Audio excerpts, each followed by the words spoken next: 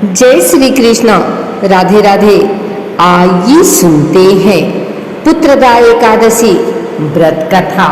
श्री युधिष्ठिर कहने लगे कि हे भगवान, मैंने श्रावण माह की कृष्ण पक्ष की कामिका एकादशी का सविस्तार वर्णन सुना।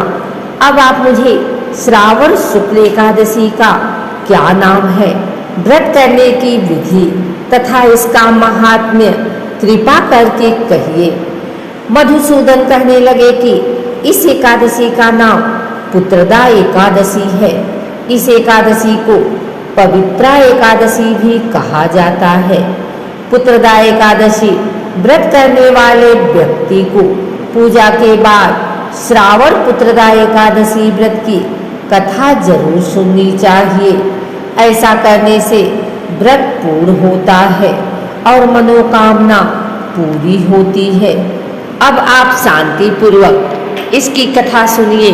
इसके सुनने मात्र से ही वाजपेयी यज्ञ का फल मिलता है। द्वापर युग के आरंभ में महिष्मती नाम की एक नगरी थी, जिसमें महिजीत नाम का राजा राज्य करता था। लेकिन पुत्रहीन होने के कारण राजा को राज्य सुखदायक नहीं लगता था।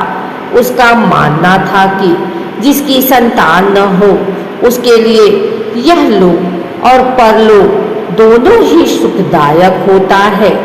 पुत्र सुख की प्राप्ति के लिए राजा ने अनेक उपाय किए, परंतु राजा को पुत्र की प्राप्ति नहीं हुई। वृद्धावस्था आती देखकर राजा ने प्रजा के प्रतिनिधियों को बुलाया और कहा, हे प्रजाजनों, मेरे खजाने में अन्याय से उपार्जन किया हुआ धन नहीं है। न मैंने कभी देवताओं तथा ब्राह्मणों का धन छीना है। किसी दूसरे की धरोहर भी मैंने नहीं ली। प्रजा को पुत्र के समान पालता रहा। मैं अपराधियों को पुत्र तथा बांधवों की तरह दंड देता रहा। कभी किसी से घृणा नहीं की, सबको समान माना है। सज्जनों की सदा पूजा करता हूँ। इस प्रकार धर्मयुक्त राज्य करते हुए भी मेरे पुत्र नहीं है, सो मैं अत्यंत दुख पा रहा हूँ। इसका कारण क्या है? राजा महिजीत की इस बात को विचारने के लिए मंत्री तथा प्रजा के प्रतिनिधि वन को गए। वहाँ बड़े बड़े महर्षि मुनियों के दर्शन किए। राजा की उत्तम कामना की पूर्ति के लिए किसी श्रेष्ठ तपस्वी मुनि को देखते फिरते रहे। एक आश्रम में उन्होंने एक अत्यंत वयोवृद्ध धर्म के ज्ञाता बड़े तपस्वी, परमात्मा में मन लगाए हुए, निराहार, जितेंद्रिय, जितात्मा, जीत क्रोध, सनातन धर्म के गुण तत्वों को जानने वाले, समस्त शास्त्रों के ज्ञाता महात्मा लोमश मुनि को देखा, जिनका कल्प के व्यतीत होने पर एक रोम गिरता था। सबने जाकर ऋषि को प्रणाम किया।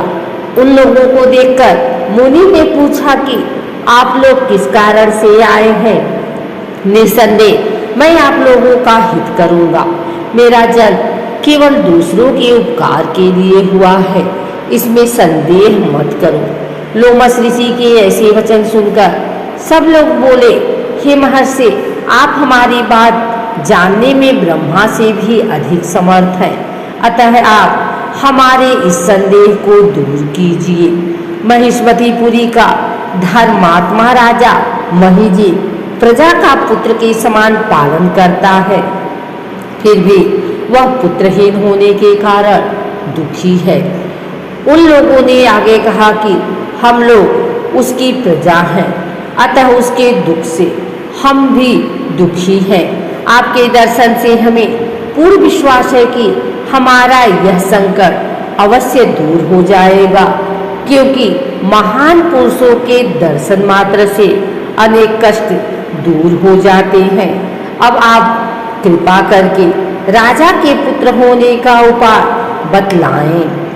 यह वार्ता सुनकर ऋषि ने थोड़ी देर के लिए नेत्र बंद किए और राजा के पूर्वजन्म का वृतांत जानकर कहने लगे कि यह राजा पूर्वजन्म में एक निर्धन वैश्य था। निर्धन होने के कारण इसने कई बुरे कर्म किए। यह एक गांव से दूसरे गांव व्यापार करने जाया करता था।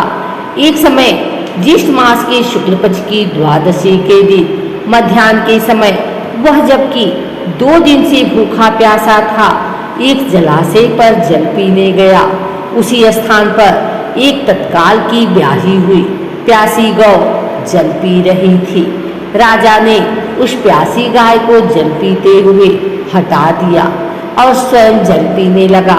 इसीलिए राजा को यह दुख सहना पड़ा। एकादशी के दिन भूखा रहने से वह राजा हुआ और प्यासी गौ को जल पीते हुए हटाने के कारण पुत्र वियोग का दुख सहना पड़ा। ऐसा सुनकर सब लोग कहने लगे, हे ऋषि, शास्त्रों में पापों का प्रायश्चित भी है। अतः जिस प्रकार राजा का यह पाप नष्ट हो जाए, आप ऐसा उपाय बताएं। लोमस मुनि कहने लगे कि श्रावण शुक्ल पक्ष की एकादशी को, जिसे पुत्रदा एकादशी भी कहते हैं, तुम सब लोग व्रत करो और रात्रि को जागरण करो, तो इससे राजा का यह पूर्व जन्म का पाप अवश्य नष्ट हो जाएगा। साथ ही राजा को पुत्र की अवश्य प्राप्ति होगी।